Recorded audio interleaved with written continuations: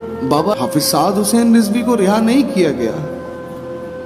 बाबा आप जैसे ही सलूक किया जा रहा आपकी औलाद के साथ भी।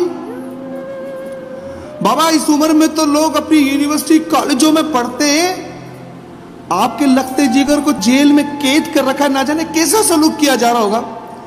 बाबा जानते हैं ईद भी नहीं गुजारी आपके घर वालों के साथ। बाबा ये क्या तमाशा किया जा रहा है आशिक रसूल के साथ, आखिर ये सजा क्यों? ऐसा क्या कर दिया?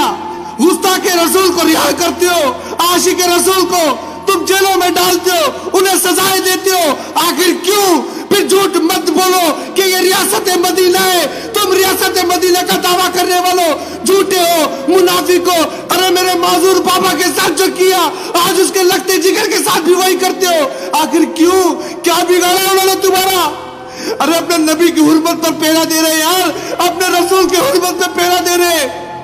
कोई इमरान खान के खिलाफ बोले तो एक कारकुन निकलता गालियां देना शुरू कर देता है, दूसरा जान की बाजी लगाने की बात करता है। फिर उस महबूब उस रहमतुल्लिल आलमीन के लिए ये जान एक तो क्या हजारों कुर्बान।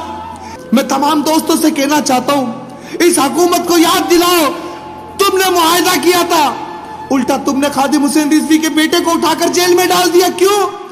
सिर्फ यहूद और नसारा को खुश करने के लिए। शर्म करो और उन्हें रिहा कर दो।